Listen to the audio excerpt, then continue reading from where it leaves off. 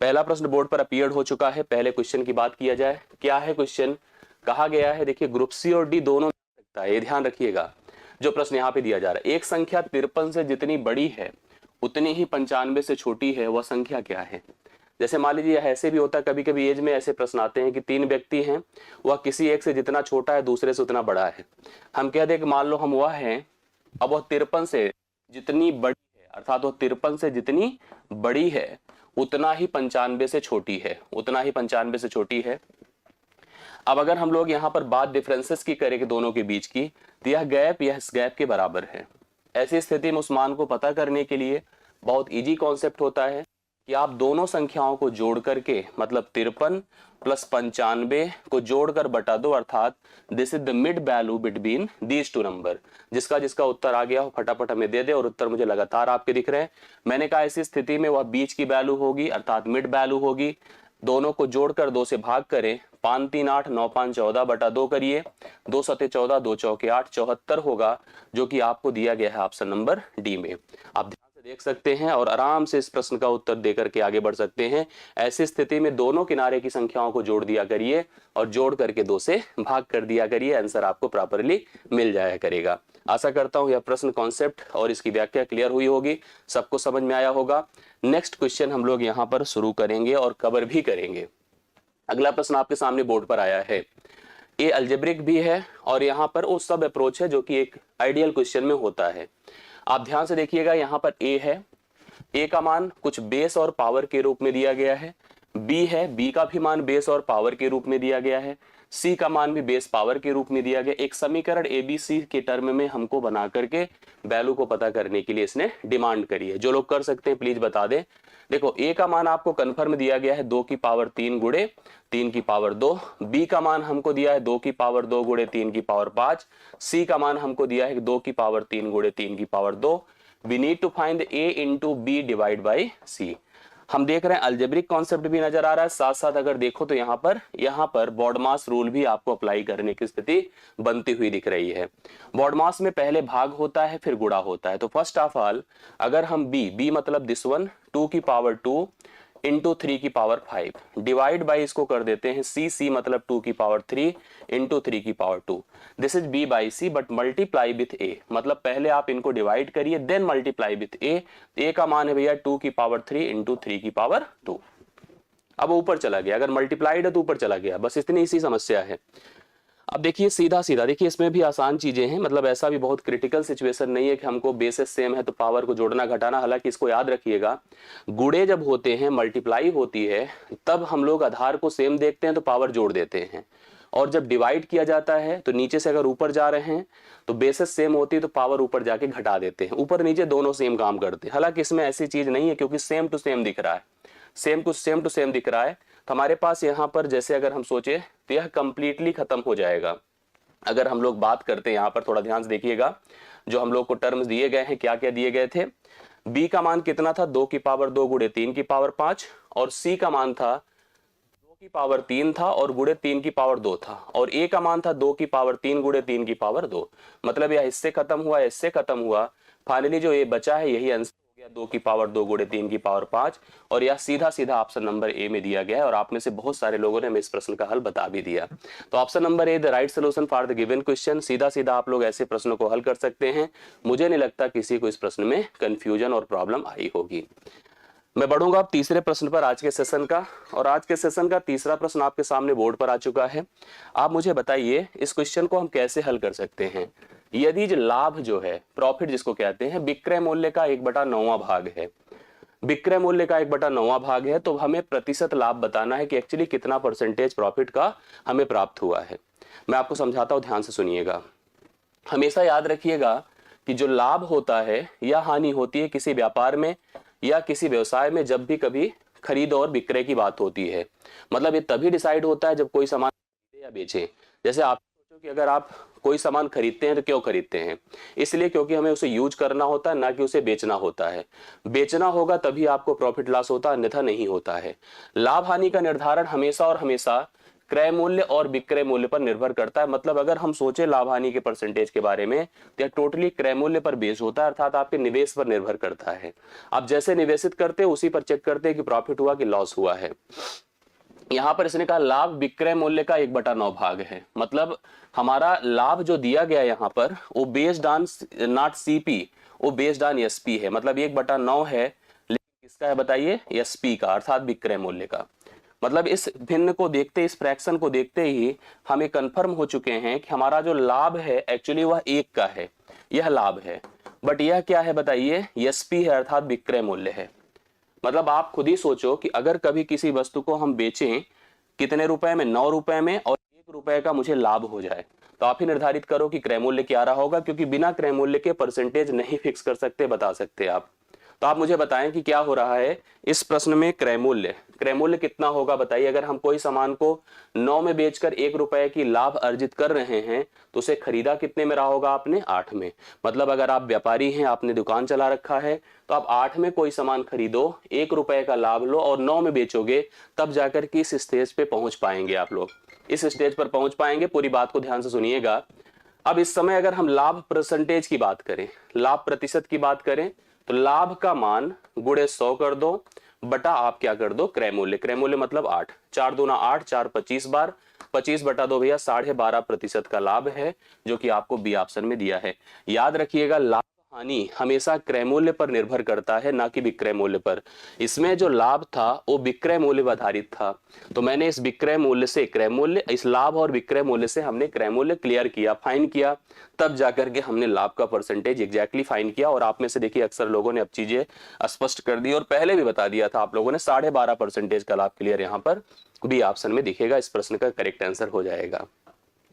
अगले प्रश्न पर बढ़ता हूं। आप मुझे बताएं अगला क्वेश्चन क्या है? 3 के पहले 6 विषम गुणकों, 3 के पहले 6 विषम गुणकों का औसत क्या है?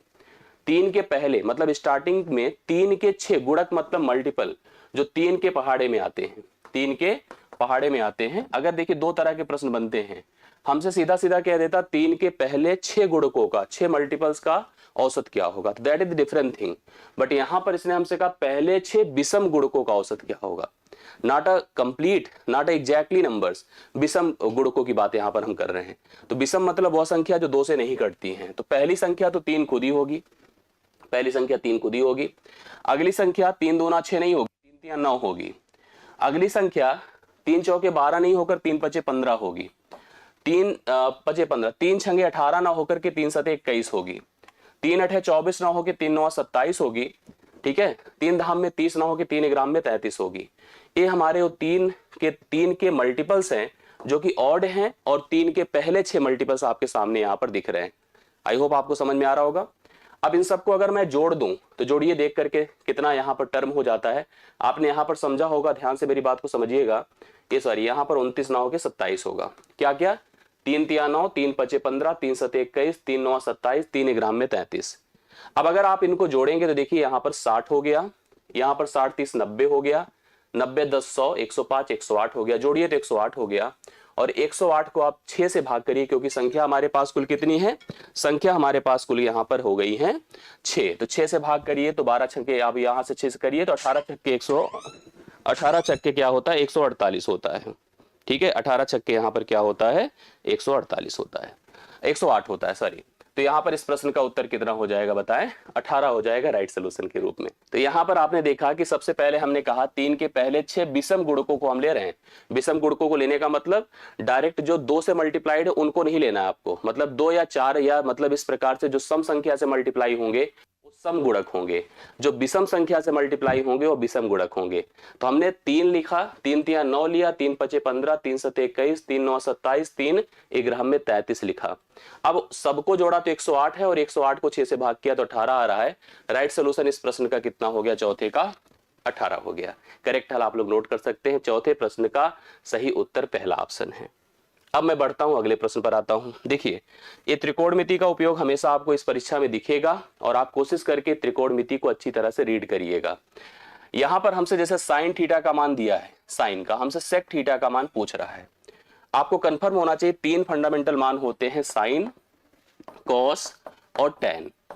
साइन कॉस, अगर इनके साथ जब थीटा अप्लाई करते तो रेशियो बना देते हैं। इनके रिवर्स टैन का कॉट होता है, कॉस का सेक होता है और साइन का कॉसेक होता है, याद रखिएगा इस चीज को। अब हम आपको कंफर्म बता दें कि साइन थीटा जो होता है वो लंब बटा कर्ण होता है। हिंदी में ही हम लोग पढ़ेंगे, ज्यादा समझ में आ रहा होगा आपको। आधार बटा कर्ण होता है, आधार बटा कर्ण होता है, और इसकी बात करा जाए तो लंब बटा आधार होता है। अब मेरी बात को ध्यान से सुनिएगा, जस्ट इसके रिवर्स हो जाएंगे बाकी। जैसे अगर हम कॉट की तरफ जाएंगे तो इसका उल्टा आधार बटा लंब हो जाएगा, सेक की तरफ जाएंगे कर्ण बटा आधार हो जाएगा, और कौसेक की तरफ जाएंगे तो कर्ण बटा लंब हो जाएगा। ये सब होते कहां पर है? अगर कोई समकोण त्रिभुज हम बना दें, समकोण त्रिभुज में एक कोण तो कंपलसरी 90 हो गया, बाकी मान लो कोण एक थीटा है। अब इस त्रिभुज को ऐसे हम डिफाइन यहां पर कर दें तो थीटा के विपरीत भैया हमेशा लंब होगा, और ये हमारा आधार होगा, और ये फाइनली आपका क्या हो जाएगा? कर्ण।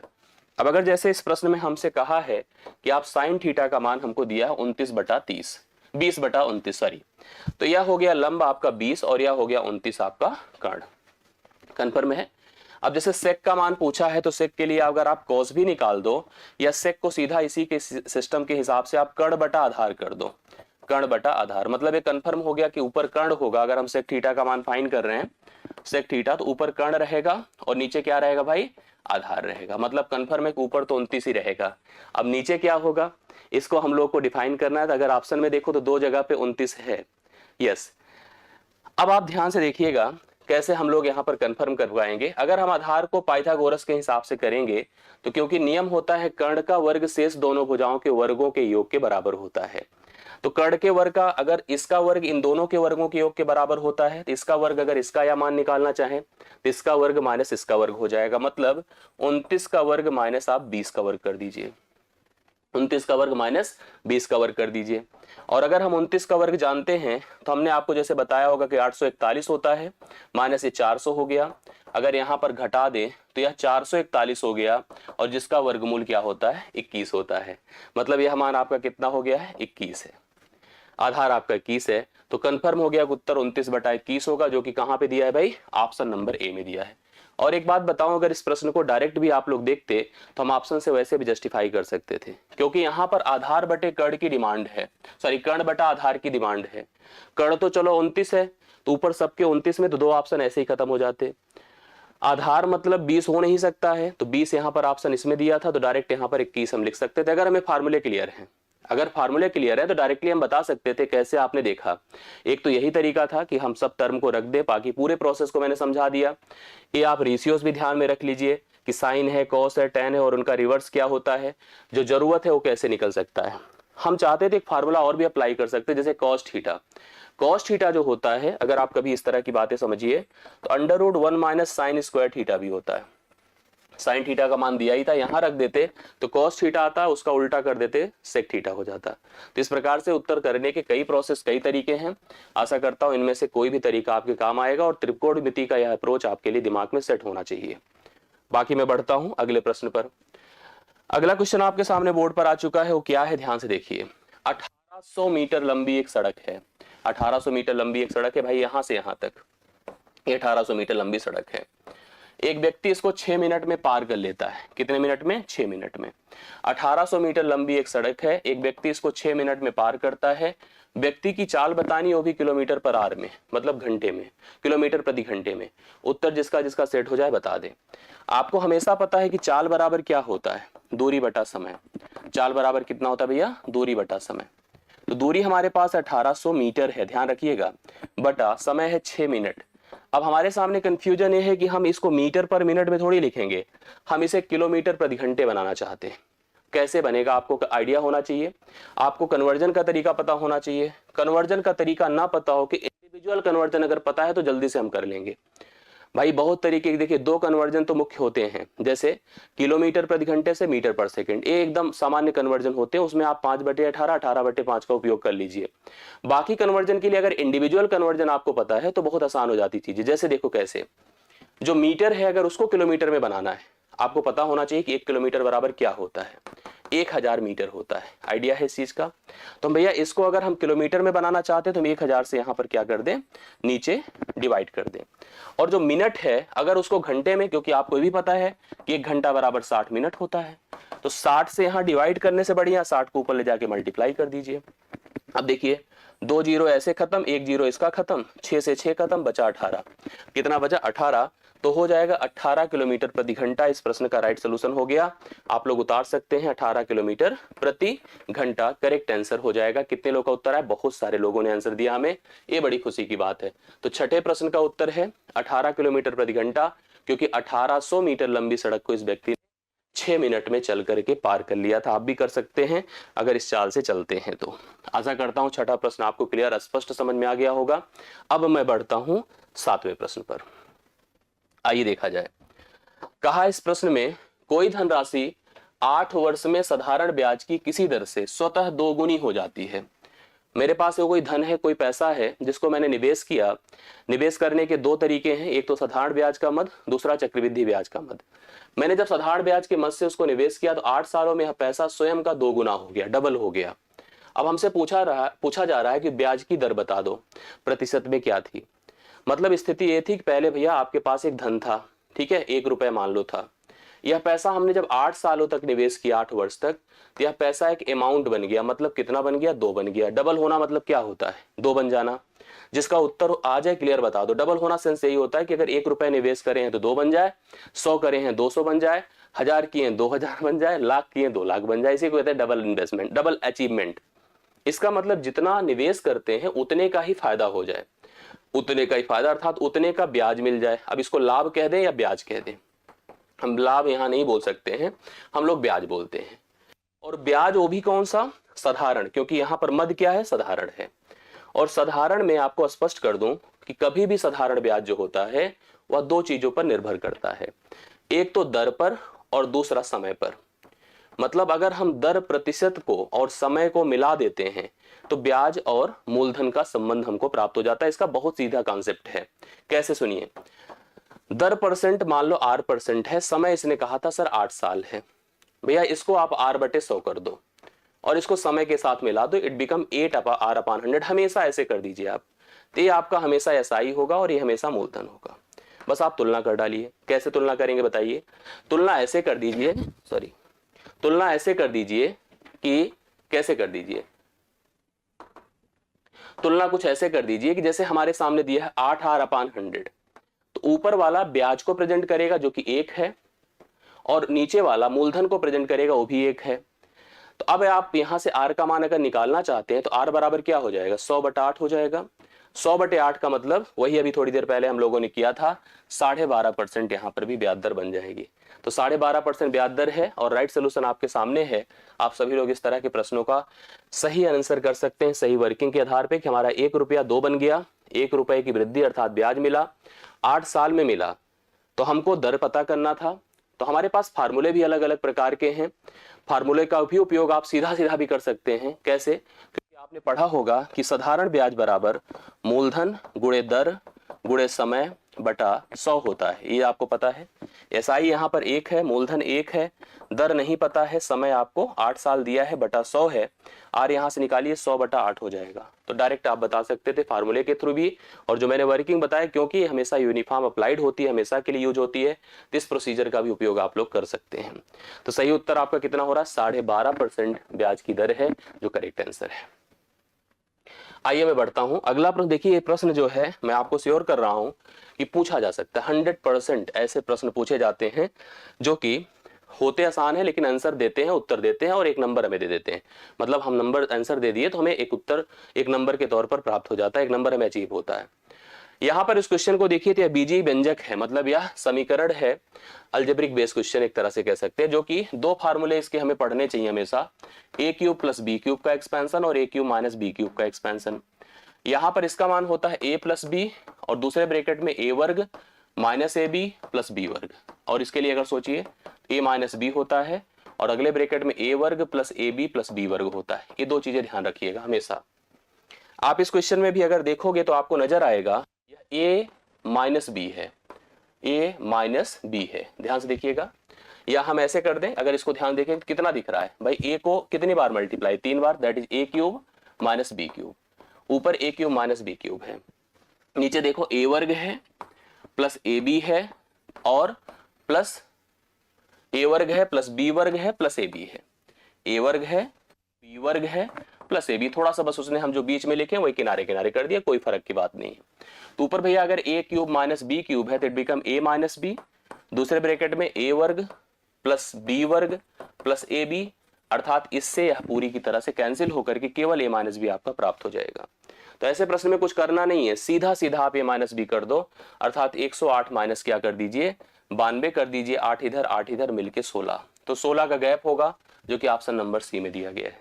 ऊपर ए क्यूब माइनस बी क्यूब का पैटर्न दिया है, ए क्यूब माइनस बी क्यूब के पैटर्न को आप ए माइनस बी ए वर्ग प्लस बी वर्ग प्लस ए बी में एक्सपैंड कर सकते हैं, नीचे भी ए वर्ग प्लस बी वर्ग प्लस ए बी है, तो कट कर ऐसी स्थिति में मान हमको हमेशा ए माइनस बी प्राप्त हो जाएगा।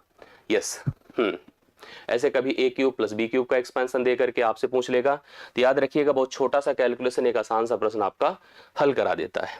आइए अगले प्रश्न पर। ये देखिए आपके सॉलिड फिगर का प्रश्न है, परसेंटेज इन्वॉल्व है। कहा क्या है इस प्रश्न में, ध्यान से देखिए। एक गोले के व्यास को जब मैं 40% कम करता हूं, गोला जानते हैं ना सब लोग, जो क्रिकेट की बॉल है वही गोला है। ये देखिए इसी तरह का गोला होता है, गोले का अपना एक सेंटर होता है, उसकी अपनी एक रेडियस और ऊंचाई होती है, दोनों सेम होती है। अब व्यास और रेडियस दोनों एक तरह से ही बिहेव करती हैं इंक्रीज डिक्रीज में। जैसे जो परिवर्तन हम रेडियस में करते हैं सेम वही परिवर्तन, वही वृद्धि या कमी व्यास में भी हो जाती है, अगर प्रतिशत के आधार पे हम लोग यहाँ पर इंप्रूव या डिक्रीज करते हैं।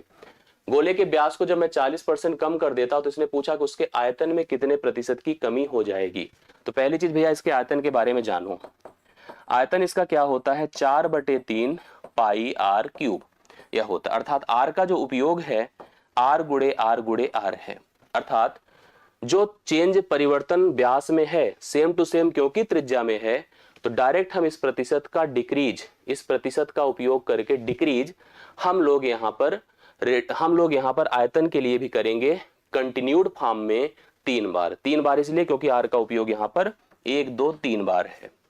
यही चीज जब कभी रेक्टेंगल में होता है, स्क्वायर में होता है, उस समय हम लोग 2 बार करते हैं क्योंकि लंबाई गुड़े चौड़ाई होता है, ए गुड़े ए होता है, वर्ग मतलब जिसमें भुजा गुड़े भुजा होती है वहां 2 बार किया जाता है, बट इसमें हमेशा 3 बार किया जाता है क्योंकि आर का उपयोग यहाँ पर 3 बार है।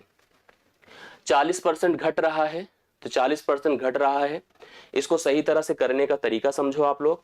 40% को 2/5 लिख सकते हैं, अगर हम बटा 100 कर दें 40/100 तो इसका भिन्न मान 2/5 हो जाएगा। अर्थात हम कहें कि 5 में 2 घटकर 3 हुआ, 5 में 2 घटकर 3 हुआ और 5 में 2 घटकर 3 हुआ, 3 बार हमने किया। 5 का 3 बार मल्टीप्लीकेशन 5 गुड़े 5 125 कर दो, 3 3 9 27 कर दो। अब देखिए कितने का डिफरेंस है दोनों के बीच में, यहीं से कंफर्म हो जाएगा। यहां से अगर देखोगे तो 25 घटा 100 और 2 घटा तो 98 हुआ अंतर, गुड़े 100 कर दीजिए बटा 125 कर दीजिए, 25 पंचे होता है, 25 चौके होता है, 8 चौके 4 अठे 32 होता है, 4 9 36 3 39 होता है, बटा 5 है भाई, ये 5 ध्यान दीजिएगा, 5 सते 35, 4 5 अठे 5 चौके 20, 78.4% की कमी उसके आयतन में हो जाएगी। ये जब ऐसे फिगर हो जहां पर जो चेंज हो 2 ही बार होते हैं, वहां पे इस सतत को 2 बार अप्लाई, मतलब डिपेंड करता है कि उस फार्मूले में उस मान, जैसे आपसे कोई कहे कि सर यहाँ तो व्यास लिखा है त्रिज्या का उपयोग है, तो भैया मैंने आपको शुरू में ही बता दिया कि जितने प्रतिशत की त्रिज्या में वृद्धि कमी होगी उतने ही % की व्यास में होगी, इसलिए व्यास और त्रिज्या में समान रूप से यहाँ पर अप्लाइड फार्मूले चल सकते हैं। 40% की कमी जो हो रही है वह 40% की कमी आयतन के लिए 3 बार अप्लाई की जाएगी। तो मुझे लग रहा है कि आपको कंफर्म हो गया होगा, इस प्रोसेस को आप समझ गए होंगे, और ऐसे प्रश्न अगर आते हैं तो आप डन करिएगा, उत्तर कर लीजिएगा। ध्यान रखिएगा जैसे मान लो अगर बेलन होता, बेलन, तो बेलन का आयतन होता है, बेलन का आयतन यहाँ पर रेडियस होता है ऊंचाई पाई आर स्क्वायर एच होता है, तो वहां पर 2 में परिवर्तन आपको दिया जाएगा, एक तो रेडियस में दिया जाएगा, दूसरी हाइट में। तो रेडियस को भाई 2 बार करिएगा और ऊंचाई को केवल 1 बार लगाइएगा। जो वैल्यू जैसे आपसे कहा जाए 10% त्रिज्या बढ़ी या घटी और ऊंचाई 20% बढ़ी या घटी, तो त्रिज्या को 2 बार हम अप्लाई करेंगे सतत में और ऊंचाई को 1 बार करेंगे। यह हो गया बेलन का। शंकु में भी सेम चलेगा, जो कोण होता है कोण में भी वही होता है, क्योंकि इसका फार्मूला क्या होता है कि अगर आर है यच है 1/3 पाई आर स्क्वायर यच होता है, यहाँ भी देखो आर 2 बार है और यच 1 बार है। ध्यान रखिएगा जो अभी हमने कोण उसका गोला का पढ़ा ना है, वो गोला एकदम घन की तरह होता है, घन में भी सेम आपको समझना होगा। घन में क्योंकि एक ही साइड होती है और फार्मूला होता है a क्यूब इसके आयतन का। तो यहाँ पे भी अभी उसी तरह जैसे हम लोगों ने पढ़ा नहीं कि 40% घटा है, तो घन में अगर आयतन में कमी होता तो सेम उसी तरह से बनकर आता है। घनाभ में आपको पता है कि लंबाई गुणे चौड़ाई गुणे ऊंचाई, तो तीनों में परिवर्तन की बात करेगा। तो ये सब बातें हमको दिमाग में रखना चाहिए और कभी भी इस तरह का उपयोग हम लोग प्रॉपरली कर सके, ऐसा हमारे पास इफर्ट होना चाहिए। अगला प्रश्न आपके सामने बोर्ड पर आ चुका है, ध्यान से अगर देखिएगा तो कर पाएंगे। किसी वर्ग का परिमाप, परिमाप क्या होता है? किसी भी फिगर की सभी भुजाओं का योग होता है। वर्ग मतलब स्क्वायर, जिसकी सभी भुजाएं अर्थात लंबाई और चौड़ाई बराबर होती हैं। पर अगर भुजाएं सब हम ए ले रहे हैं तो इसका परिमाप भैया क्या हो जाएगा? 4a हो जाएगा। इसने कहा वर्ग का परिमाप 7 सेंटीमीटर त्रिज्या की, 7 सेंटीमीटर वाले वृत्त की त्रिज्या वाले वृत्त की परिधि के बराबर है। एक ऐसी वृत्त जिसकी त्रिज्या 7 है, इसकी परिधि 2 पाई आर होती है, इसके परिमाप के बराबर है। ये दोनों इक्वल है परस्पर। अब हमसे पूछा है कि वृत्त के क्षेत्रफल और वर्ग के क्षेत्रफल में अनुपात बताना है। तो फर्स्ट ऑफ ऑल आप इसकी भुजा निकाल लो कि जिससे क्षेत्रफल बता सके। तो भैया देखो, सब लोग पहले परिधि बताओ क्या होगी। C बराबर 2 गुणे 22/7 गुणे आर, आर मतलब 7 है, तो 22 दूनी 44 इसकी परिधि है। जो इसकी परिधि है वही इसका परिमाप है, तो परिमाप 44 है। 44 बराबर अगर 4a है तो a बराबर आपका 11, अर्थात इसकी सभी भुजाएं कितनी हो गई? 11 हो गई, सभी भुजाएं 11 हो गई। अब इसने हमसे कहा है कि वृत्त के क्षेत्रफल, वृत्त का क्षेत्रफल a क्या होता है? पाई आर स्क्वायर होता है। और वर्ग के क्षेत्रफल में अनुपात बना दो। कितने लोग कर सकते हैं मुझे फटाफट बता दें। तो यहां पर मैंने सर्कल ले लिया, यहां पर मैंने स्क्वायर ले लिया। ध्यान से मेरी बात को समझिएगा। सर्कल का एरिया क्या हो जाएगा? 22/7 गुणे 7 गुणे 7 ना, पाई आर स्क्वायर, ठीक है। और इसका स्क्वायर का क्या हो जाएगा भाई? 11 गुणे 11। चलिए इसी रेशियो को थोड़ा एलिमिनेट कर लीजिए, सिंप्लीफाई कर लीजिए, आपको अभी एग्जैक्टली उत्तर पता चल जाएगा। 7 7 से कट गया, 11 दूना 22, 2 सते 14 14 और यहां पर बचा 11, तो 14:11 है जो कि सी ऑप्शन में दिया गया है। तो सी ऑप्शन इस प्रश्न का करेक्ट हल हो जाएगा। 10वें प्रश्न का राइट सोल्यूशन सी ऑप्शन है जो कि 14:11 है। आशा करता हूं ये भी कंफर्म आपको समझ में आ गया होगा। अगले प्रश्न पर बढ़ रहा हूं, ये समझ में आ रहा होगा तो एक बार कंफर्म बताते चलिए कि हाँ सर क्लियर होता जा रहा है। वीडियो को शेयर करते चलिएगा, ये आपकी जिम्मेदारी है, बाकी सारा काम तो हम कर ही रहे हैं। अगला प्रश्न है, किसी संख्या को अगर हम 25% तक बढ़ाना चाहते हैं, कोई संख्या है जिसको हम 25% तक बढ़ाना चाहते हैं, तो संख्या को किस संख्या से गुणा करना चाहिए? ऐसा ट्रिकी प्रश्न होते हैं, छोटे छोटे होते हैं जो कि कंफ्यूज कर देते हैं हम लोगों को। हमारे पास कोई एक नंबर 1 है, इसको हम 25% तक बढ़ाना चाहते हैं। तो 25% बढ़ाना क्या होता? सुनिए, 25% होता क्या है? 1/4 होता है। अर्थात संख्या को 4 से हम 5 करना चाहते हैं। बढ़ाने का मतलब संख्या को 5/4 कर देना चाहते हैं। मतलब जो 4 थी उसमें 1 बढ़ाकर उसको 5 करेंगे, ओरिजिनली 4 रहेगी। अगर आप किसी मान को 25% बढ़ा रहे हैं तो एग्जैक्टली क्या होगा पता है? कि आप 4 थे और उसको 1 बढ़ाकर 5 कर दे रहे हैं, मतलब ये आपका वास्तविक स्वरूप था। This is now you become after increasing it 25%। तो संख्या आपकी 1 थी जो कि 25% बढ़ करके कितनी हो गई है? कितनी हो गई बताएं? 25% बढ़कर भाई हो गई है 5/4। तो सीधा सीधा हम 1 इसीलिए ले रहे हैं क्योंकि हम गुणा तुरंत स्पष्ट बता सके कि हम 5/4 से गुणा करेंगे उस संख्या में तो वह संख्या अपने 25% से ऊपर हो जाएगी, मतलब अपने का 25% बढ़ा देगी। यही मेरा बताने का उद्देश्य था। सी ऑप्शन 5/4 यहां पर बढ़ाएंगे तो संख्या 25% बढ़ जाएगी। इसको ऐसे भी सोच सकते थे कि अगर हम 100 हैं, 25% बढ़ाए तो 125 हो गए। अब हम इसमें किससे गुणा करें कि 100 के बराबर, मतलब इस तरह से हम सोच सकते हैं कि हम किससे गुणा कर दें इसमें कि 125 के बराबर हो जाए। तो 5/4 से गुणा कर दीजिए। देखिए 4 से डिवाइड करेंगे 25, 25 पंचे 125 हो। फिलहाल ये ज्यादा अच्छा था, ये ज्यादा अच्छा था जिससे कि हम एग्जैक्टली वो नंबर तुरंत प्राप्त कर सकते हैं, भिन्न निकाल सकते हैं। आशा करता हूं ये आपको क्लियर समझ में आ गया होगा। 11वां नंबर, और अभी 11वां अगर डन हो चुका है तो बढ़िए आइए 12वें पर बताइए। अनुपात का सिंपल सा प्रश्न है, दो संख्याएं हैं जो कि 9 है 24 है और उसका तृतीय अनुपात पूछा गया है। जब भी कभी हम संख्याओं में तृतीय अनुपात की बात करेंगे तो वह प्रक्रिया सतत समानुपाती होती है, सतत समानुपाती होती है तृतीय अनुपात की केस में। और तृतीय अनुपात में वो भी जब 2 पद दिए हों।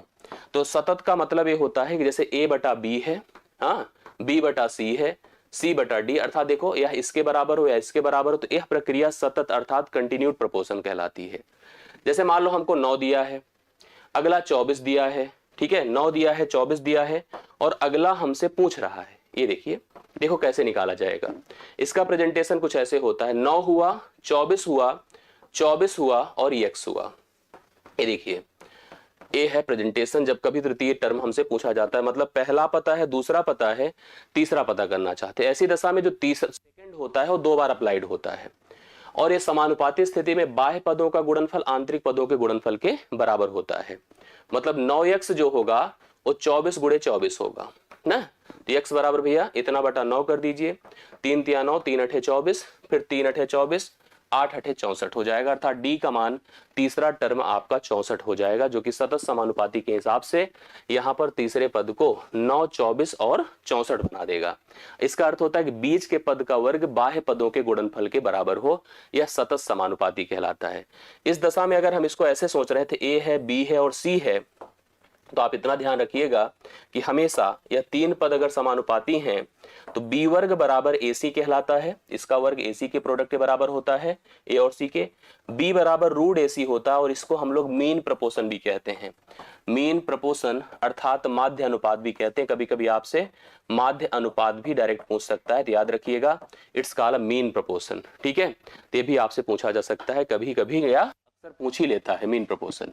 याद रखिए इन सब चीजों के कॉन्सेप्ट को एक साथ रिलेट करके चलिएगा, हम डन कर सके, हम क्लियर कर सके और अगले प्रश्न पर हम आगे बढ़ सके। आइए फिर से एक प्रश्न की बात किया जाए। बहुत बढ़िया टाइम एंड वर्क का क्वेश्चन है, ध्यान से देखेंगे जरूर डन कर पाएंगे। अंजलि 8 दिनों में एक काम कर सकती है। अंजलि के पास इतनी एफर्ट है, इतनी क्षमता है, थोड़ा सा इसको बढ़ा देते हैं। अंजलि के पास इतनी एफर्ट है कि वह कोई काम को 8 दिन में कर सकती है। अंजलि ने यह काम रुपए 320 में लिया, मतलब उसने ठेका ले लिया एक तरह से काम का, 320 रुपए की डिमांड करी, भैया हमको 320 दे देना, मैं इस काम को डन कर दूंगी। लावड़िया की मदद से उसने उस काम को 6 दिन में कंप्लीट कर लिया। उसने लावड़िया को भी शामिल किया और काम को 6 दिनों में डन कर दिया, कंप्लीट कर दिया। लावड़िया का हिस्सा कितना होगा, मतलब जो सेकंड पर्सन उसके साथ इन्वॉल्व होती है उसका भाग क्या होगा, ये हमको बताना है। हमारा जो भाग होता है, भाग मतलब हमारा जो पार्टिसिपेशन होता है, अगर हम 2-3 लोग मिलकर कोई काम करते हैं तो पैसे हमारे फेस पर नहीं मिलते हैं, हमारी वर्क पार्टिसिपेशंस में मिलते हैं। जितना हम काम में भागीदारी दिखाते हैं उतना ही पैसा हमको काम के बदले प्राप्त होता है। इसी प्रकार की स्थिति यहाँ पर है कि अंजलि ने 8 दिन में काम करने के लिए कहा, मतलब वो खुद 8 दिन में कर सकती है, बट जब वह लावड़िया के साथ करती है तो उसी काम को 6 दिन में कर सकती है। हम यहाँ पे इसकी क्षमता जानना चाहते थे। ऐसी स्थितियों में काम को टोटल एक संख्या ऐसी बना लेनी चाहिए जिससे कि हमको कंफर्म हो जाए कि वह टोटल वर्क क्या होगा जो दोनों से पूरी तरह से कट जाएगा। 24 ले लीजिए, क्योंकि 8-6 के पहाड़े में 24 आता है, अर्थात एक ही क्षमता, अंजलि की क्षमता एक दिन में 3 काम करने की है, दोनों की क्षमता एक दिन में 4 काम करने की है। अब सोचिए, जब अंजलि लावड़िया के साथ काम करती है तो एक दिन में 4 कर पाती है, अकेले करती है तो 3 कर पाती है।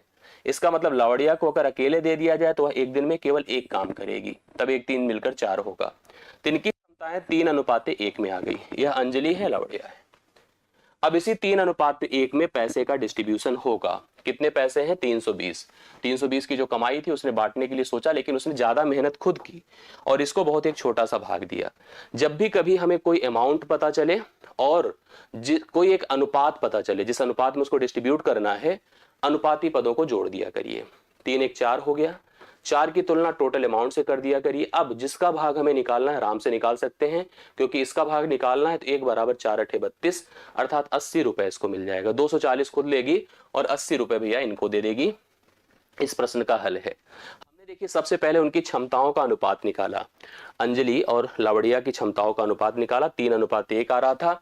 उसी अनुपात में हमने पैसे का डिस्ट्रीब्यूशन कर दिया। इस हिसाब से इसको इतना पैसा मिला, 240। अगर अंजलि की बात करोगे तो अंजलि को 240 रुपए मिलेंगे।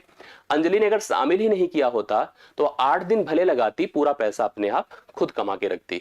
इस प्रश्न का उत्तर आपने 13वें का देखा, जो कि 80 रुपए आ रहा। अक्सर लोगों ने हमें उत्तर दे दिया था, बड़ी खुशी की बात है और लगता है कि इससे आपका रिस्पॉन्स बेहतर है, आपकी प्रैक्टिस अच्छी है।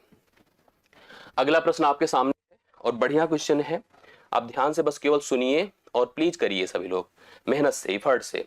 आपके अंदर वो जुनून हो जिससे कि आप खुद कर सके, विभिन्न लंबाई के दो रेखाखंडों पर बनाए गए दो वर्गों के क्षेत्रफलों का अंतर 32 सेंटीमीटर स्क्वायर है। भैया दो वर्ग हैं, दो स्क्वायर हैं, मतलब अलग अलग रेखाखंडों पे बनाए गए। देखो ये है, एक ऐसे रहा होगा, स्क्वायर तरह बनाइए जैसे लगे स्क्वायर है। ये देखो एक स्क्वायर ये रहा होगा, ये फिर नहीं बना, ये नहीं बनता तो बड़ा खराब लगता। देखो एक स्क्वायर ये रहा होगा, एक स्क्वायर ये रहा होगा। अलग अलग रेखाखंड अर्थात लंबाई का उपयोग करके दो स्क्वायर बनाए गए हैं, दोनों के एरियाज का डिफरेंस 32 सेंटीमीटर स्क्वायर है। अगर इसकी भुजा ए है, इसकी भुजा बी है, तो मेरा यही रिस्पॉन्स है कि ए स्क्वायर माइनस बी स्क्वायर बराबर 32 दिया है भाई। दोनों देखो, दो अलग अलग रेखाखंडों पर बनाए गए दो वर्गों के क्षेत्रफलों का अंतर 32 सेंटीमीटर स्क्वायर है। बड़े रेखाखंड की लंबाई का पता लगाएं अगर वह एक दूसरे से 2 सेंटीमीटर लंबा हो। मतलब आपको ये कंफर्म हो गया होगा कि यहां पर अगर इसका मान b है तो a का मान क्या होगा पता है, b+2 है। हम ऐसे नहीं करना चाहते हैं, हम इन्हीं ऑप्शन की मदद से कर डालेंगे ऐसे प्रश्न को। अन्यथा हमारा करने का हो तो हम b+2 का होल वर्ग माइनस b वर्ग बराबर हम 32 कर दे, उत्तर तो आ जाएगा। b+2 का होल वर्ग माइनस b का वर्ग बराबर 32 कर दें तो b का मान तो कंफर्म हो ही जाएगा। बस सोचो कि इसमें पूछा किसको गया है, बड़े रेखाखंड को पूछा गया, मतलब बड़े का मान हमसे पूछा गया है। अगर ऑप्शन के सहारे चलें, हम बड़े को 7 मानेंगे तो छोटे को 5 मानना पड़ेगा। तो 5 7 का वर्ग 49 होता है, 5 का 25, अंतर 32 नहीं आएगा, खत्म कर दो। यही सोचिए, अगर आप बड़े को 9 मानेंगे तो छोटे को 7 मानना पड़ेगा। 9 का वर्ग 81 होता है, 7 का 49 होता है, 11 से 9 2 होता है, 7 से 4 3 32 होता है। आगे ना बढ़ो, 9 को ऑप्शन उत्तर बना लो। 9 राइट सोल्यूशन हो गया। देखिए फटाफट आपके सामने, इसकी भुजाएं सभी 9 होगी और इसकी भुजा 7 होगी, क्योंकि इससे 2 मीटर लंबा भी हो गया। इसका एरिया 9 के सहारे कितना आएगा बताएं, 81 आएगा, और इसका एरिया 7 के सहारे 49 आएगा। 81 और 49 का अंतर 32 है, राइट सोल्यूशन है, 32 करेक्ट हल है। तो हम ऑप्शन के सहारे करेंगे। हम समीकरण बनाना चाहें तो समीकरण से बना था, पर समीकरण बना के मत करना। करेक्ट हल आपका 14वें प्रश्न का कितना आ रहा है, 9 हो रहा है, जो कि बी ऑप्शन में दिया गया है। आशा करता हूं समझ में आया होगा। अगले प्रश्न पर चलूं, कंफर्म करते चला करिए, थोड़ा सा आप लोग भी बताते चलिए कि हाँ सर बढ़े आगे चले, ठीक है, समझ में आ रहा है, नहीं आ रहा है, यस नो, गुस्सा, हंसी खुशी, ये सब दर्शाया करिए। मैथ में एकदम बोरिंग मत बन जाया करिए। हमने आप ही लोगों से सीखा पहले, सर आप हंसते नहीं, सर आप बोलते नहीं, सर करते नहीं, तो ठीक है, थोड़ा पढ़ाई लिखाई उस एंगल से भी किया जाए जिससे कि हम लोग अच्छे से इसको समझ पाए, सीख पाए। क्लियर है सभी को, आगे बढ़ा जाए। अगला क्वेश्चन आ चुका है, और अगला क्वेश्चन 15वां नंबर देखिए बोर्ड पर अपीयर्ड है। हाँ दिख रहा है सब, गुड। 15वां नंबर क्या बोला है, x plus y plus z बराबर 9 है, x y plus y z plus z x बराबर 40 है, x square plus y square plus z square का मान हम लोग को बताना है। ठीक है, एक फार्मूला है, गुड, अब तो दिखा सबको, क्या बात है। X plus y plus z, x plus y plus z बराबर 9 है, स्क्वायरिंग ऑन बोथ साइड, इसका फार्मूला याद रखिएगा, दोनों पक्षों का वर्ग करना है। तो x plus y plus z का होल वर्ग बराबर 9 का वर्ग होगा, x square plus y square plus z square, formula देखिएगा, plus twice x y plus y z plus z x, ये होता है फार्मूला, बराबर 9 का वर्ग कितना होता है, 81। दिस इज द रूल, ये पैटर्न बन गया। यस, आगे बढ़ता हूं मैं, ध्यान से देखिएगा। X plus y plus z का मान भाई कितना दिया हुआ है हमको, यहां पर इसका मान दिया हुआ है। अब जैसे पूरी बातें समझिएगा, हमारे सामने इसका मान दिया है 40, x square plus y square plus z का मान हमसे पूछ रहा है, गुड। इसका मान हमसे पूछ रहा है, अर्थात लिख दो एक्स वर्ग प्लस वाई वर्ग प्लस जेड वर्ग प्लस ट्वाइस, इसकी जगह पर आप रख सकते हैं कितना, 40, तो 40 रख दीजिए, अर्थात यह 80 होगा, और 80 जाके भाई 81 से घट करके मान कितना बना देगा, इसका 1 बना देगा। तो करेक्ट हल कितना हो गया, बी हो गया, और 1 हो गया। 1 इस जगह पर हम लोग सही उत्तर लेकर आगे बढ़ सकते हैं। तो हमारे इस 15वें प्रश्न का उत्तर 1 है, डन, करेक्ट आंसर आपका 1 बन गया। एकदम क्लियर है, वेरी गुड। आगे बढ़ सकता हूं मैं, यस बढ़ सकते हैं, हम खुद ही से सोच लेते हैं, बिल्कुल सोच लिया जाए। हमारे पास एक संख्या दी गई है जिसके फैक्टर्स दिखाए गए हैं, ध्यान से देखिएगा। कभी भी आपको कोई एक नंबर संख्या दी जाए, उसके फैक्टर्स दिए जाएं, a की पावर m, b की पावर n, c की पावर p, इस तरह से कुछ करके दिया जाए। यदि a b c अभाज्य संख्याएं हों, प्राइम नंबर्स हों, तो हम टोटल फैक्टर निकाल सकते हैं। टोटल फैक्टर्स अर्थात कुल गुणनखंड निकाल सकते हैं, जिसका फार्मूला होता है m+1, हाँ n+1 p+1, मतलब जो पावर्स हैं पावर को एक एक बढ़ाकर परस्पर मल्टीप्लाई कर दो। अगर आधार सभी अभाज्य संख्याएं हैं तो अगर हम टोटल फैक्टर आपसे पूछ रहे हैं तो आप पावर्स को एक एक बढ़ा करके आपस में गुणा कर दो। तो यहां पावर देखो, पहले तो 3 5 7 अभाज्य संख्या थी, इसकी पावर 5 बन गई 6, इसकी पावर 3 बन गई 4, इसकी पावर 2 बन गई 3, 6 चौके 24, 3 72 होता है। टोटल फैक्टर भाई कितना हो गया बताएं? सी ऑप्शन 72 है, राइट सोल्यूशन है। तो इस तरह का क्वेश्चन आपसे मिल सकता है, आपको मिल सकता है, और जब मिलेगा तो हम लोग उत्तर दे लें, इतनी हमारे अंदर क्षमता हो। तो 72 राइट सोल्यूशन है, प्लीज आप सब लोग हल कर लीजिएगा। अभाज्य नंबर देखना, ध्यान से देखने का, अभाज्य नंबर हो और साथ साथ पावर्स को एक एक बढ़ाकर गुणा आपस में कर दीजिए तो हमको टोटल फैक्टर पता चल जाएंगे। तो 72 the right solution for the given question. Now in question number 17 हम लोग 17 में आ गए हैं। अब मेरे पास 17 में क्या है, ध्यान देखिए, एक आयताकार हाल है। जैसे आप जिस कमरे में खड़े होंगे, अक्सर बैठे होंगे, पढ़ रहे होंगे, वह एक आयत ही होगा, और मैं भी जिस कमरे में पढ़ा रहा हूं वह भी एक आयत ही है। बात समझ रहे हैं? एक आयताकार हाल है इस प्रकार का जिसकी लंबाई 15 मीटर है और चौड़ाई भैया 12 मीटर है। हाल के फर्श को, जो फर्श है जिस पर आप बैठे हैं, उसको हमें ढकना है। किससे? हमें 30 सेंटीमीटर भुजा वाली वर्गाकार, वर्गा मतलब स्क्वायर्ड टाइल्स से ढकना है। टाइल्स लगी होंगी आपके घर में अगर, तो टाइल्स लगी होंगी, और ये जो टाइल्स है वर्गाकार हो। वर्गाकार मतलब जिसकी लंबाई चौड़ाई सब की सब बराबर हो। और टाइल्स की संख्या देखिए, टाइल्स की संख्या नहीं पता है लेकिन टाइल्स की भुजाओं की लेंथ हमें पता है, 30-30 सेंटीमीटर की टाइल्स लगी हों। अब हमसे पूछा गया अगर इस पूरे मैदान को, इस पूरे हाल को ढकना है तो हमें कुल कितनी टाइल्स हो, मतलब पता हो जाए, ये हम कितनी हम खरीद ले मार्केट से कि हमारा पूरा का पूरा हाल मार्बल से अर्थात टाइल से ढक जाए। इसके लिए अगर हम टाइल्स की संख्या पता करना चाहेंगे तो हम हाल का क्षेत्रफल बटा टाइल्स, मतलब ये जो हमारे पास वर्गाकार टाइल्स लगी, इनके क्षेत्रफल से डिवाइड कर देंगे। जो टोटल आपका सरफेस एरिया है, जिसकी रिक्वायरमेंट, जिस पर आपको उन मार्बल्स, उन टाइल्स को लगाना है, उसके एरिया को टाइल्स के एरिया से डिवाइड कर दीजिए। आपको खुद ही पता चल जाएगा कितनी टाइल्स की जरूरत होगी। जैसे कभी कभी हमें अगर याद जोड़ना होता है कि यह रूम कितना लंबा चौड़ा है, तो हम टाइल्स देख लेते हैं, कितना 2 गुणे 2 का है, तो उसी हिसाब से लंबाई देख लेते हैं, उसी हिसाब से चौड़ाई देख लेते हैं। इसमें थोड़ा सा हमें जो यूनिट है उसको ध्यान रखना पड़ेगा, क्योंकि जब हाल था तो ये 1 मीटर में था और टाइल्स जो थे सेंटीमीटर्स में है, लिया है ना सेंटीमीटर्स में। आपको जानकारी होगी 1 मीटर बराबर 100 सेंटीमीटर होता है। तो भैया इसका हाल का क्षेत्रफल क्या होगा? 15 गुणे 12 बटा 30 गुणे 30, क्योंकि यह वर्ग है, वर्ग का क्षेत्रफल भुजा गुणे भुजा होता है, तो 30 गुणे 30 लिखो, लेकिन बटा 100 होगा, बटा 100 होगा। क्यों बताइए? इस सेंटीमीटर को आपने मीटर में कन्वर्ट कर दिया है। अब नियमता क्या हो जाएगा? 15 गुणे 12, और ये जो दोनों 100 हैं ऊपर चले जाएंगे, ये दोनों 100 ऊपर चले गए, नीचे अब 30-30 ही बचेगा। अब 30-30 बचेगा। अब इसको प्रॉपर कैलकुलेट कर लो, ये 2 शून्य तो इसको 100 को खत्म कर देंगे, 3 पचे 15 होता, ये खत्म हो गया, 3 चौके 12 ये खत्म, 5 चौके 20 को 100 से गुणा करो, 2000 टाइल्स आप मार्केट से खरीदोगे तो जाकर के आपका पूरा हाल ढक जाएगा। एक बात यहीं पर और बता दे, अगर मान लो मैं आपसे यही पूछ लिया होता, यहीं पर मैं आपसे पूछ लेता कि एक टाइल्स मिल रही थी 200 रुपए की, या एक टाइल्स मिल रही थी 120 रुपए की, 120 रुपए की टाइल्स मिल रही थी, तो कुल कितना खर्च आया? कुल खर्च बताओ। तो कुल खर्च के लिए आप 200, क्योंकि 2000 टाइल्स खरीदा है और 120 रुपए में एक टाइल्स है, तो 12 दूना 24 हो जाएगा, और 3 जीरो ये 1 जीरो ये बढ़ा, 2,40,000 रुपए लग जाएगा। ऐसे भी प्रश्न आपसे पूछे जा सकते हैं, मतलब इस तरह की स्थिति भी जनरेट की जा सकती है। आशा करता हूं आपको बातें समझ में आई होगी। कॉस्ट पूछा जा सकता है, नंबर पूछा जा सकता है, बस हमारा कॉन्सेप्ट क्लियर है तो हम स्थिति जितनी भी आएंगी उन सबको फेस कर सकते हैं। आई होप सबको समझ सबको आया होगा। ठीक है, आगे बढ़ रहा हूं मैं प्रश्न संख्या 18 पर, 18वें पर। दो संख्याओं का योगफल 95 है, दो संख्याओं का योगफल 95 है।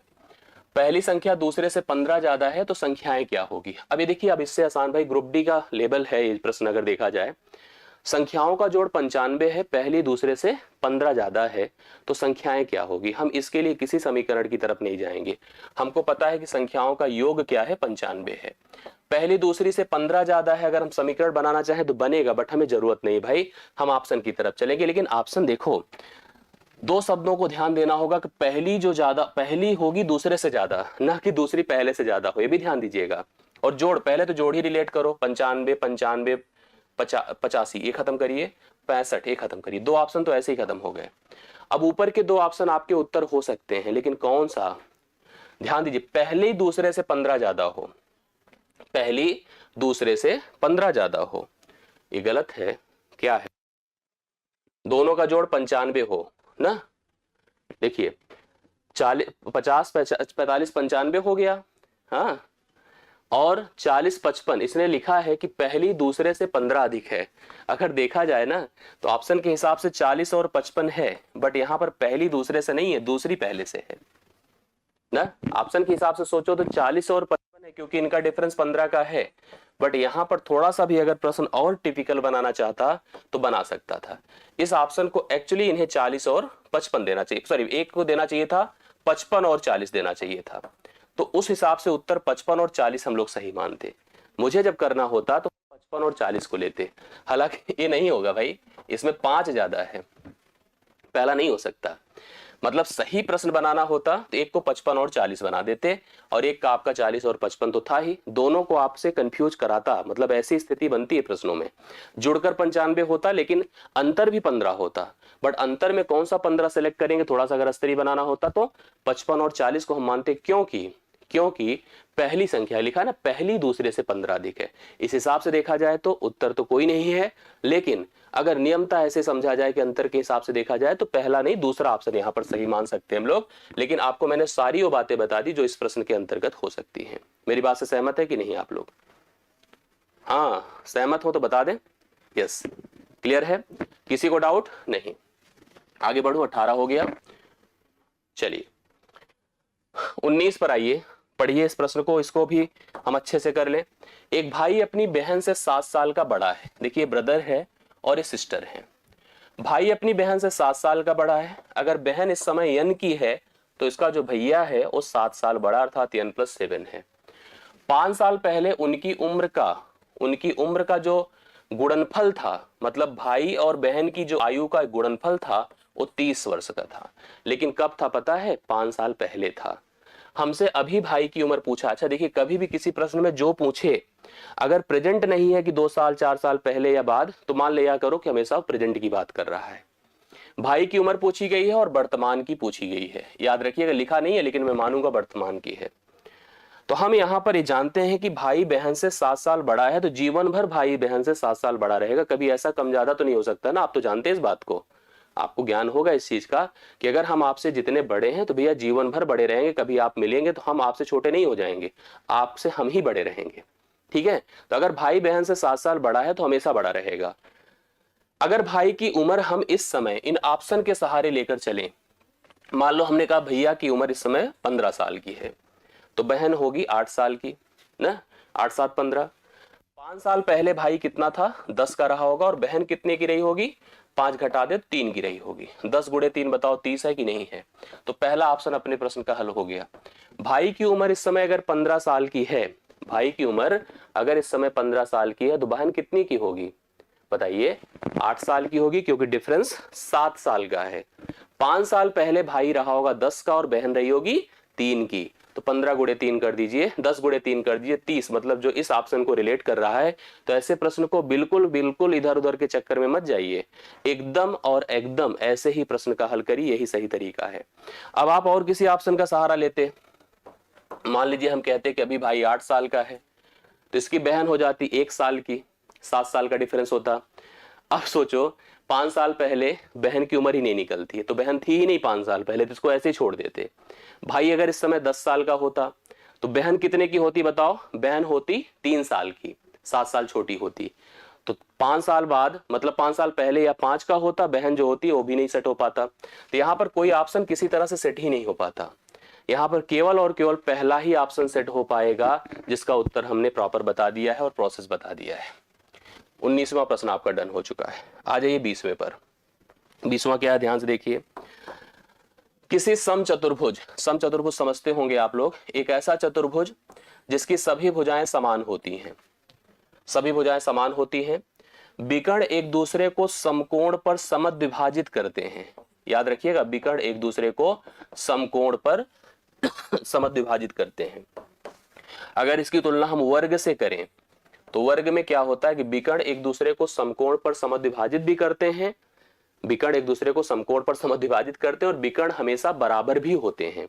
बट यहां जरूरी नहीं होता कि विकर्ण हमेशा बराबर हो, इसी वजह से यह समचतुर्भुज होता है और इसकी स्पेशल फीचर की वजह से वह वर्ग बन जाता है। ये फर्क है दोनों के बीच में। यहाँ विकर्ण का बराबर होना जरूरी नहीं है, याद रखिएगा, लेकिन एक दूसरे को समकोण पर समद्विभाजित करना जरूरी है। इसका परिमाप हमको दिया है, लेकिन हाँ सभी भुजाएं बराबर होती है। अगर यह भुजा ए है, यह भी ए होगा, यह भी ए होगा, यह भी, तो परिमाप तो भैया 4a होगा। और p का मान अगर दिया है 148 तो 4 से डिवाइड कर दीजिए, तो a अर्थात भुजा बराबर 4 तिया 12 होता है, 4 तिया 12, 4 से 28 अर्थात भुजाएं तो 37 हो गई। भुजाएं कितनी हो गई भाई? 37 हो गई। चलो भुजाएं हमको 37 कंफर्म हो गई। आगे बढ़ चलते हैं हम लोग यहाँ पर। इसका एक विकर्ण हमको दिया है 24। मान लो यह विकर्ण आपका जो BD है वह पूरा का पूरा 24 है।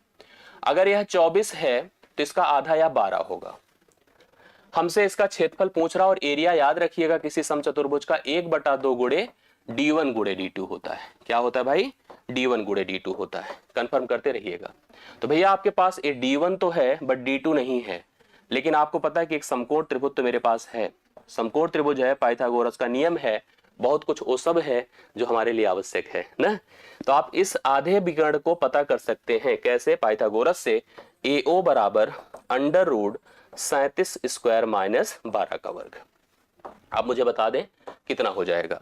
37 का वर्ग क्या होगा? 37 का वर्ग अगर आप कर सकते हैं तो बताएं हमें। कितने लोग हमें 37 का वर्ग ऐसे वर्बल बता सकते हैं? मुझे पेयर बता दीजिए। 37 का वर्ग। अब ऐसे देखिए, हम आपको एक टर्म बता दें, एक प्रोसेस जैसे कि हमें करना होता तो हम क्या करते पता है? हम लोग इसका, हाँ कितने लोग बता सकते हैं मुझे बता दें? यस, ऑप्शन के हिसाब से भी बता दूंगा, पहले इसको आप बताएं हमें। 37 का वर्ग क्या होता है अगर हम लोग बताएं तो A वर्ग plus twice AB plus B वर्ग। अगर इस पैटर्न का उपयोग आप लोग करते हैं तो आराम से बता सकते हैं। A वर्ग मतलब 9 प्लस ट्वाइस AB, 2 तिया 6 सते 42 और 7 सते 49, ये 9 हो जाता है। और 4 2 6 और 9 4 13, 1364 हो जाएगा। 1300 कितना हो जाएगा? 49 हो जाएगा। मतलब इसका वर्ग भैया 1349 है। 1349 में अगर 144 हम घटा दें, कितना हो? 1369 होगा, सॉरी 1369 से अगर हम लोग 144 घटा दें तो 1225 आ जाएगा। और 1225 का जो वर्गमूल होता है वो 35 होता है, क्योंकि 35 का वर्ग 1225 होता है। तो यह मान आपका 35 हो गया, यह मान 35, तो यह भी 35 होगा, अर्थात यह विकर्ण आपका 70 हो जाएगा। यह विकर्ण आपका 70 हो गया। अब आप लोग क्या कर सकते हैं? एरिया फटाफट निकाल सकते हैं। देखिए कैसे? 1/2 गुणे 35 दूना 70 गुणे आप 24 कर दें तो इस तरह हिसाब से 12 हो गया। 12 सत्ते 84, 840 राइट सोल्यूशन इस प्रश्न का हो जाएगा, जो कि ऑप्शन नंबर सी में दिया गया है 840। ध्यान से देखिएगा तो प्रश्न तो हल हो गया होगा। एक बार फिर समझ लीजिएगा, समचतुर्भुज की सारी कहानी, परिमाप दिया था, भुजा निकल सकता है 4 से भाग करके, 37 आया और सब 37 होंगे। एक विकर्ण 24 दिया था तो उसका आधा भाग यहां से यहां तक 12 हो गया। इस आधे भाग को निकालना है तो हमें क्या करना पड़ेगा? समकोण त्रिभुज का रूल लगाना पड़ेगा। 37 के वर्ग से 12 का वर्ग घटाएंगे, 1369 में से 144 घटेगा, 1225 आएगा, जो कि 35 का वर्ग है। यस, 35 का वर्ग है, 35 इसका वर्गमूल होगा।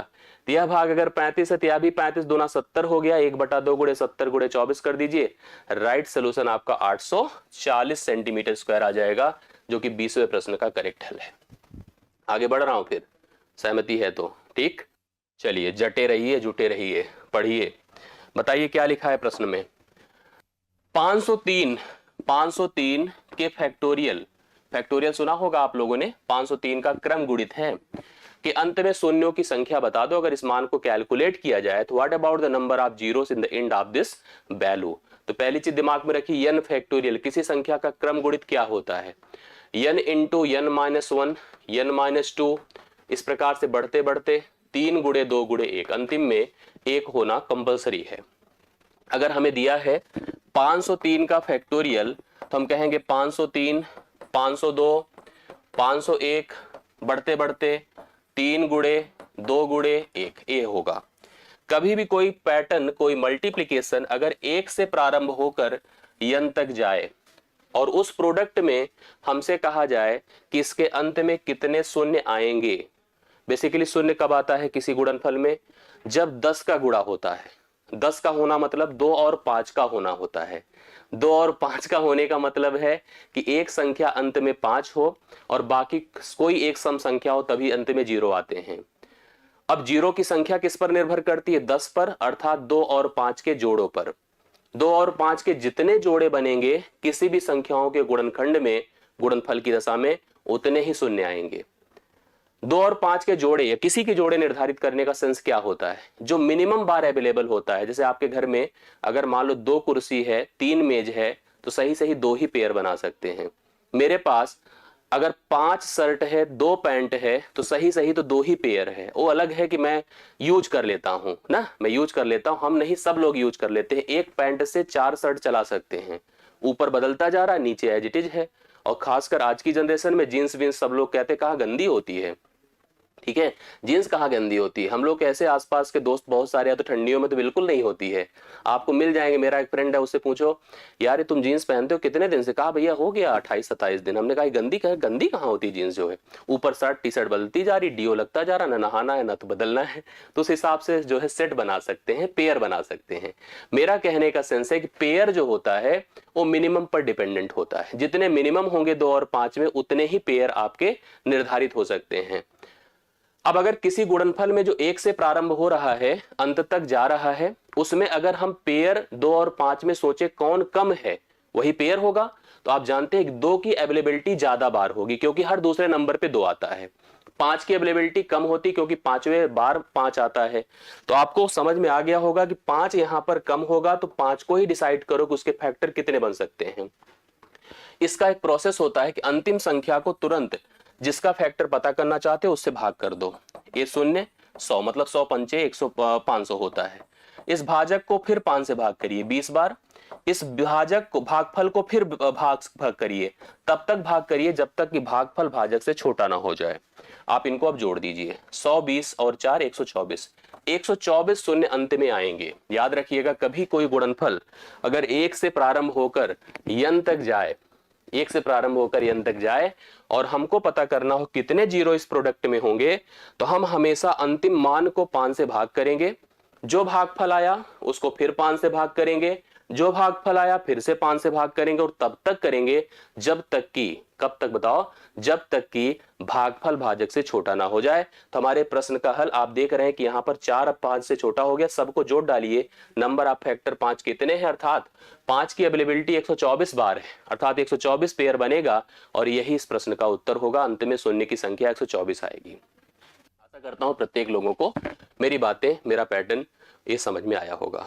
आगे चलो। यस आओ, बिंदु 4 - 6 कोऑर्डिनेट ज्योमेट्री का पार्ट आप जरूर ध्यान में रखिए, क्योंकि यही सब सिलेक्शन दिलाएंगे।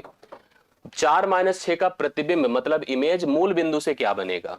हमेशा याद रखिए, कभी भी आपका इमेज किस पर डिपेंड करता है। जैसे हमारा चेहरा हमको कहाँ दिखता है? शीशे में दिखता है। जब पीछे से अगर सिल्वर कोटिंग हो तो हमारी इमेज वहां बन जाती है। अगर हम कभी किसी कोऑर्डिनेट सिस्टम में हैं, ध्यान दीजिएगा, जो एक्स अक्ष है, वाई अक्ष है, ओरिजिन है, मूल बिंदु जिसको कहते हैं। अब अगर कोई बिंदु इस कोऑर्डिनेट सिस्टम में एग्जिस्ट कर रहा है, जैसे 4 - 6, मैं आपसे एक प्रश्न पूछूं कि भैया किस क्वाड्रेंट में आएगा? ये फर्स्ट है, ये सेकंड है, ये थर्ड है और ये फोर्थ है। किस क्वाड्रेंट में आएगा? कौन बताएगा हमें? तो आपको पता होना चाहिए कि पहले में दोनों प्लस प्लस होते हैं। अलग चीज मैं बता रहा हूं, बाकी तो प्रश्न में हल ही करा दूंगा, उत्तर तो अभी फटाफट आ जाएगा। यह माइनस प्लस होगा, यह माइनस माइनस होगा और यह प्लस माइनस होगा। अर्थात अगर पहला प्लस है दूसरा माइनस है तो फोर्थ क्वाड्रेंट में आएगा। 4 - 6 कहीं यहां पर एग्जिस्ट कर जाएगा। यहां तक 4 और यहां तक 6, उसके हिसाब से 4 - 6 बन जाएगा चौथे क्वाड्रेंट में। इसका इमेज बनाना है। इमेज जब हम कभी किसी बिंदु का अगर हम एक्स एक्सिस के थ्रू बनाते हैं, एक्स एक्सिस के थ्रू बनाते हैं, मतलब हम एक्स अक्ष को मिरर मान लेते हैं और हमारा बिंदु यहां होता है। तो आपको पता है साइंस में आपको सर पढ़ाए होंगे कि हमारा इमेज शीशे के अंदर कहां बनता है, जितनी शीशे से हमारी दूरी होती है उतना ही हमारा इमेज भी शीशे के अंदर उतनी दूरी पर स्थित होता है। तो अगर यहां से यहां तक हमारी जितनी दूरी रहेगी उतने नीचे ही हमारी दूरी पर इमेज बनेगा। तो इमेज बनेगा अगर एक्स वाई का एक्स एक्सिस के थ्रू, तो भैया एक्स पॉजिटिव रहेगा, वाई नेगेटिव हो जाएगा।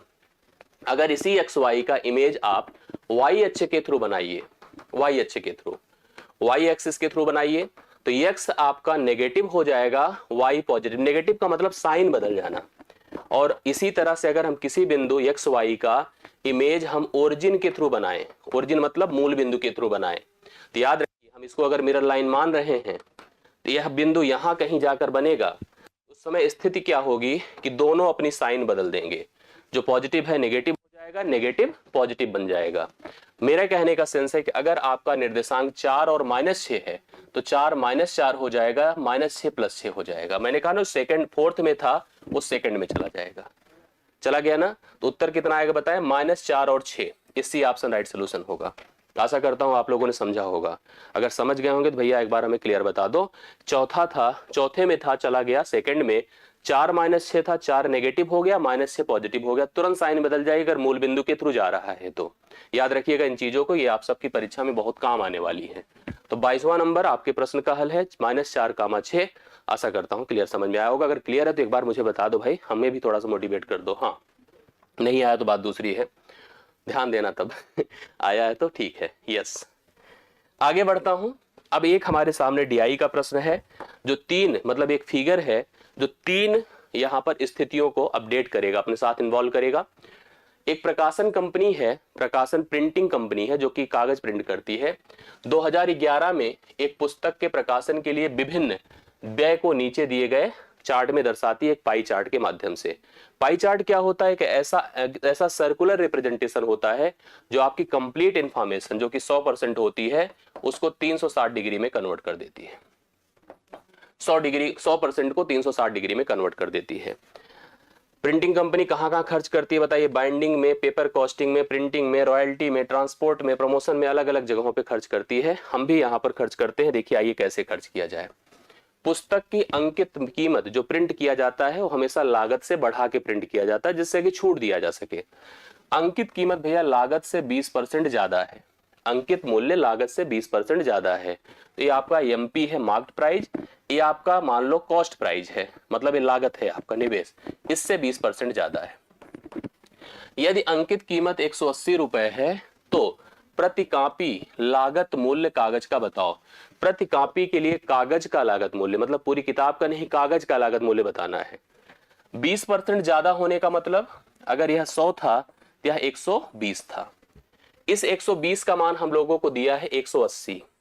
इसका मान क्या रहा होगा आप मुझे बता दें। ये देखिए खत्म, 6 दूना 12, 6 त्रिक 18, 2 50, 50 गुणे 3, 150 रुपए, मतलब 150 रुपए आपकी टोटल लागत थी और उसको आपने 180 प्रिंट किया था, मार्केट में दिखाने के लिए 180 प्रिंट किया था। अब इसमें इस 150 रुपए में एक किताब के लिए पेपर की कॉस्टिंग क्या थी, जितना टोटल खर्च कर रहे हैं उसका 15%। भैया इसका 15% कर डालो, 150 गुणे 15/100, 1 शून्य खत्म, 5 दूना 10, 5 तिया 15, 45/2 होगा, 22.5 आएगा। 22.5 टोटल खर्च होगा जो कि आपको सी ऑप्शन में दिया है। मतलब अगर हम 150 रुपए कुल खर्च कर रहे हैं तो कागज में कितना खर्च किए हैं, 22.5 रुपए खर्च किए हैं। पेपर कॉस्टिंग हमारी 15% है, मतलब हमने 180 दिखाया है लोगों को, बट हमने बनाया था 150 में। इस 150 की लागत में पेपर का कॉस्ट क्या था 15%, तो 15% निकाला तो 22.5 आ गया। तो इसमें उत्तर 22.5 है जो कि ऑप्शन नंबर कहां पे है भाई, सी में है। अगला क्वेश्चन देखिए। अगला प्रश्न, पुस्तक की रॉयल्टी छपाई मूल्य से कितने % कम है। ये भैया रॉयल्टी है जो कि 15% है। छपाई प्रिंटिंग होती है जो कि 20% है। आप ही बताओ 20% से 15% कितना कम है। इसमें कुछ और नहीं सोचना कि चले परसेंटेज को कैलकुलेट करें, कुछ ना। 5 चौके 20, 5 तिया 15, मतलब 4 से 3 है। कितना कम बताओ, 1 कम है। 4 से 3 होना मतलब 1 कम होना, गुणे 100 कर दीजिए। और किससे कम है, 4 से। 4 से भाग करिए, 25%। कितना कम है, 25%। पहला ऑप्शन राइट सोल्यूशन है। 25% डन है, एकदम सही है, 25% डन है। फिर आगे देख लीजिए, लास्ट इसका होगा 25। इसके बाद हिंदी वाले सर आएंगे ना, विवेक सर, और हिंदी वाले सर की क्लास आप लोग कंटिन्यू करिएगा, हिंदी को अनुभव करिएगा, सीखिएगा उनके शब्दावली में हिंदी को ना, सीखिए एग्जाम के ओरिएंटेड। निम्नलिखित में किस पर व्यय डिग्री में प्रदर्शित करने पर 72 डिग्री होता है? 72 डिग्री। आपको याद है कि 100% जो होगा वो आपका भाई 360 डिग्री होता है। 100% क्या होता है? 360 डिग्री होता है। तो 72 डिग्री किसके प्रतिशत के बराबर होगा? आप सोचो, ये खत्म कर दो। हाँ 36, सॉरी ये हम यार डिग्री खत्म करेंगे जब हमारा दिमाग चल रहा है। ये 360 है, ये 72 है। 36 10 बार हुआ, 36 दूना हुआ, ये इससे खत्म हो गया, 10 दूना 20। तो 20% जो होगा वो 72 डिग्री को प्रेजेंट करेगा, 20%। तो 20% कहां पर है? प्रिंटिंग में है और प्रमोशन में है। इसमें देखो, प्रिंटिंग मतलब छपाई और प्रमोशन दोनों दिया है, मतलब मेरे हिसाब से ऑप्शन नंबर ए भी है, ऑप्शन नंबर सी भी है, दोनों है, a and c, a and c both are the 20%, और यही इस प्रश्न का राइट सोल्यूशन है। तो 25 प्रश्न मेरा आपने कंप्लीट किया है।